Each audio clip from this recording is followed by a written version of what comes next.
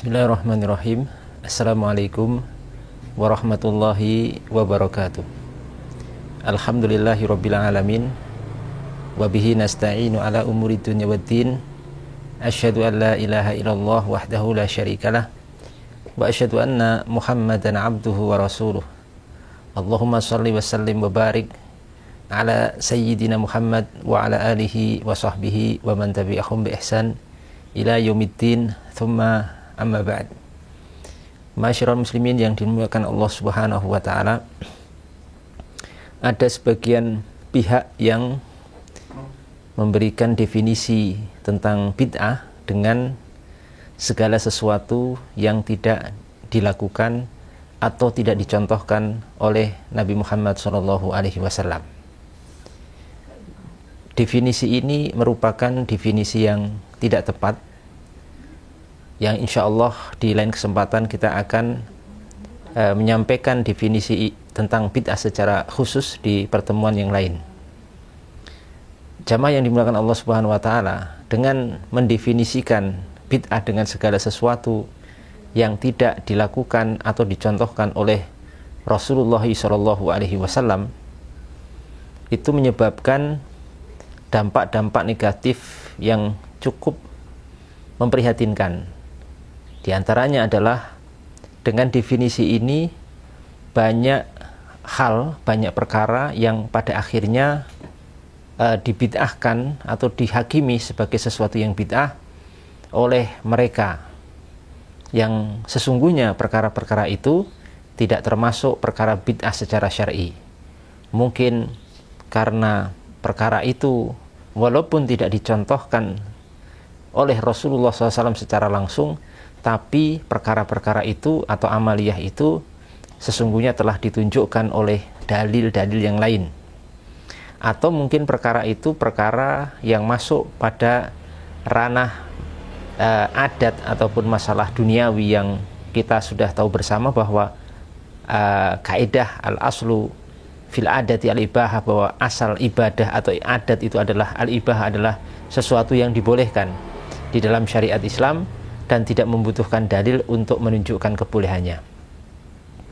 Selain itu, dampak negatif yang lain akan banyak para ulama yang terkena definisi ini, di mana para ulama-ulama tersebut memiliki amaliyah-amaliyah yang mungkin secara spesifik atau secara langsung tidak ada contoh dari Nabi Muhammad SAW atau tidak pernah dilakukan oleh Nabi Muhammad SAW, yang pada akhirnya mau tidak mau ya, definisi ini atau orang-orang yang mendefinisikan bid'ah dengan redaksi seperti ini akan membid'ahkan amaliyah para ulama yang nantinya kita akan sebutkan sebagian nama-nama mereka. Jamaah yang dimuliakan Allah Subhanahu wa taala, di antara ulama yang terkena daripada definisi ini adalah ulama yang menjadi rujukan mereka sendiri, yakni orang-orang yang membuat definisi tentang bid'ah dengan segala sesuatu yang tidak dicontohkan atau dilakukan oleh Rasulullah SAW. Ulama tersebut adalah Syekh Ibnu Taimiyah rahimahullah. Sudah diketahui bersama bahwasanya beliau ini menjadi rujukan sebagian teman-teman yang sebagian mereka ataupun kebanyakan mereka mendefinisikan bid'ah dengan apa yang sudah kita sebutkan tadi. Kenapa? Karena Syekh Ibnu Taimiyah memiliki beberapa amaliyah yang kalau ditelusuri ya itu tidak ada contoh atau tidak pernah dilakukan oleh Nabi Muhammad SAW. Mungkin cukup lumayan banyak, tapi pada kesempatan kali ini kita hanya akan menyebutkan 3 contoh sebagai bentuk untuk menguji akan konsistensi mereka terhadap definisi bid'ah yang mereka buat. Apakah mereka akan konsisten dengan definisi itu yang nantinya akan membid'ahkan amalan-amalan daripada Syekhul Islam Ibnu Taimiyah atau ternyata tidak. Di antara amalan Syekh Ibnu Taimiyah rahimahullahu taala adalah pertama, bahwa Syekh Ibnu Taimiyah memiliki amaliyah mengkhususkan hari Jumat untuk bersedekah atau bersedekah, di mana beliau lakukan ketika akan berangkat menuju sholat Jumat ke masjid, kemudian beliau mencari sesuatu yang bisa beliau sedekahkan, bisa berupa roti ataupun yang lainnya, kemudian nanti di jalan beliau sedekahkan kepada orang-orang yang membutuhkan dengan cara sirron atau dengan cara diam-diam atau rahasia. Hal ini dinyatakan langsung oleh murid beliau, yakni Imam Ibnu Qayyim rahimahullahu ta'ala dalam Zadul Ma'ad fi Hadi Khairul Ibad jilid pertama halaman 395. Imam Ibnu Qayyim rahimahullahu ta'ala menyatakan dalam kitab tersebut, beliau berkata rahimahullah, wa syahadtu Syekhul Islami Ibn Taimiyyah qaddasallahu ruhahu idza kharaja ilal jum'ati ya'khudhu ma wajada fil baiti min khubzin aw ghairihi fayatasaddaqu bihi fi tariqihi sirran. Kata Imam Ibnu Qayyim rahimahullahu ta'ala, beliau mengatakan, aku menyaksikan secara langsung Syekh Ibnu Taimiyah, Syekhul Islam Ibnu Taimiyah, semoga Allah subhanahu wa ta'ala mensucikan ruhnya, apabila beliau keluar untuk sholat Jumat, beliau mengambil sesuatu yang bisa beliau dapatkan di rumah beliau berupa roti ataupun selainnya, kemudian beliau sedekahkan, beliau sedekahkan di jalan secara rahasia kepada orang-orang yang membutuhkan. Di sini Syekh Ibnu Taimiyah melakukan satu amalan, yaitu sedekah dengan mengkhususkan di hari Jumat dengan kaifiat yang juga khusus, dengan cara seperti itu tidak pernah dilakukan dan tidak pernah dicontohkan oleh Rasulullah Shallallahu Alaihi Wasallam, karena beliau melakukan hal ini dengan mudawamah, dengan terus-menerus, kontinu setiap Jumatnya, dan ini bisa kita katakan tidak pernah dilakukan oleh Rasulullah Shallallahu Alaihi Wasallam. Beliau berargumen bahwa hal ini beliau lakukan dengan mengkiaskan ke perkara lain, yaitu di mana Allah Subhanahu wa taala memerintahkan untuk bersedekah kepada kaum muslimin ketika kaum muslimin sedang bermunajat, bermajelis dengan Rasulullah Shallallahu alaihi wasallam.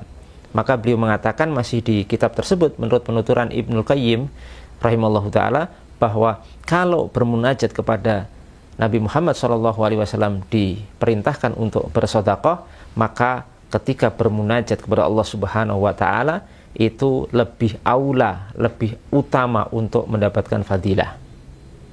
Ini yang pertama. Kemudian yang kedua, kaum muslimin yang dimuliakan Allah Subhanahu wa taala, bahwasanya Syekh Ibnu Taimiyah rahimahullahu taala memiliki amaliyah zikir khusus dengan redaksi yang khusus pula, di mana beliau rahimahullahu taala punya rutinitas berzikir di waktu ba'da adzan untuk sholat subuh sampai iqamat untuk sholat subuh, dengan melantunkan zikir yang berbunyi ya hayyu ya qayyum la ilaha illa anta.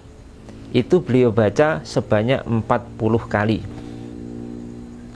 Kalau kita telusuri, amaliyah seperti ini tidak pernah dicontohkan oleh Rasulullah Shallallahu alaihi wasallam, tidak pernah dilakukan oleh Rasulullah Shallallahu alaihi wasallam, di mana dalam amaliyah ini Syekh Ibnu Taimiyah menentukan waktu tertentu setelah azan sampai iqamat di sholat fajar atau sholat subuh.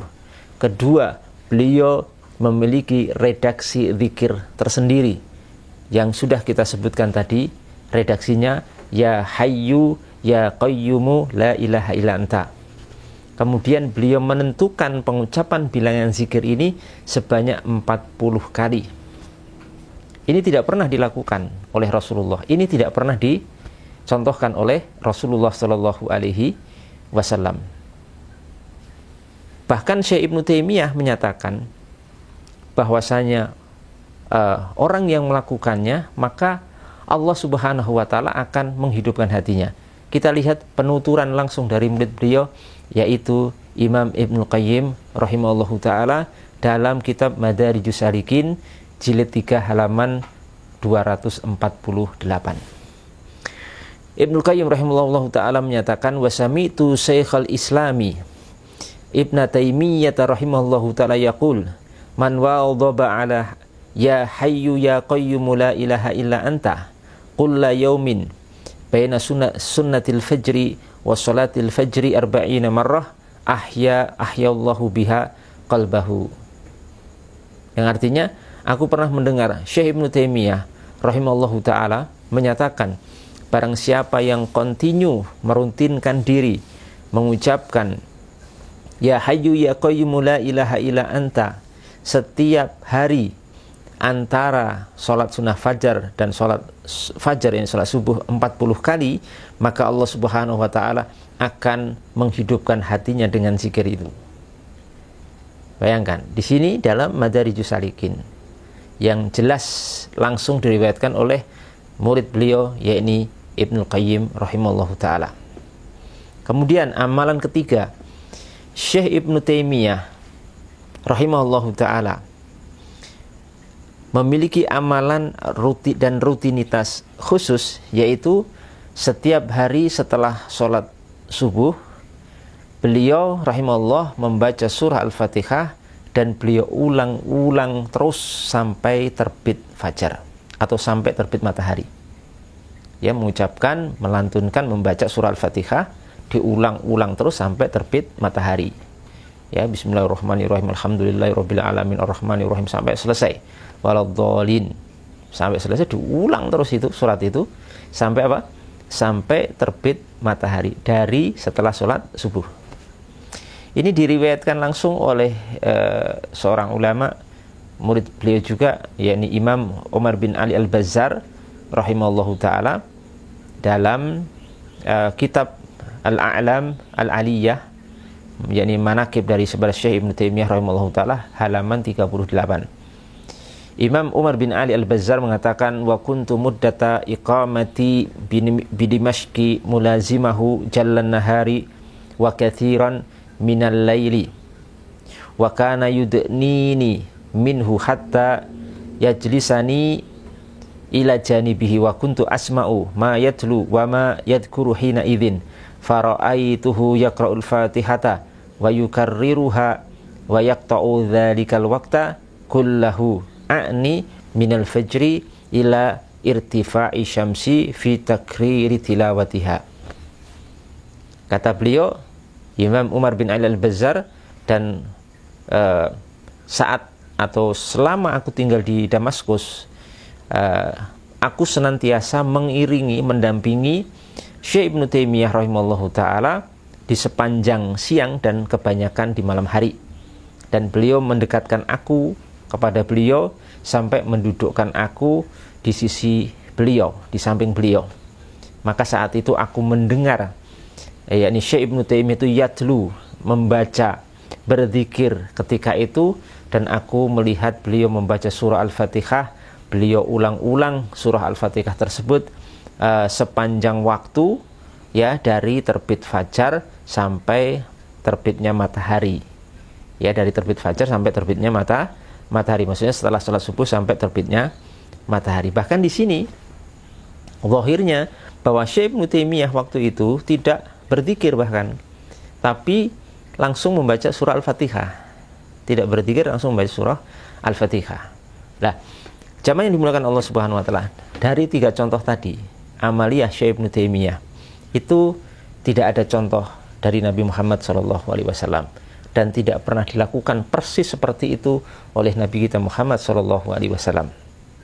Oleh karena itu, orang yang mendefinisikan bid'ah dengan segala sesuatu yang tidak dilakukan oleh Nabi atau tidak pernah dicontohkan oleh Nabi Muhammad SAW, mau tidak mau, sadar atau tidak sadar, dia akan membid'ahkan amalan yang dilakukan oleh Syekh Ibnu Taimiyah. Ini jika mau insaf, mau adil, mau jujur, ya, mau konsisten, itu konsekuensinya seperti itu. Ya, lah, ini tentunya membuat kita berpikir, apakah sekelas Syekhul Islam Ibnu Taimiyah seperti itu? Ya, apakah kemudian Syekhul Islam Ibnu Taimiyah sebodoh itu melakukan amaliyah yang tidak ada dasarnya dari Nabi Muhammad SAW? kita atau kami tidak membid'ahkan apa yang diamalkan oleh Syekh Ibnu Taimiyah. Karena dalam mendefinisikan bid'ah itu berbeda dengan definisi yang dipahami dan diyakini oleh sebagian orang yang sudah kita sebutkan pengertiannya tadi. Karena bid'ah menurut mereka beda dengan kami.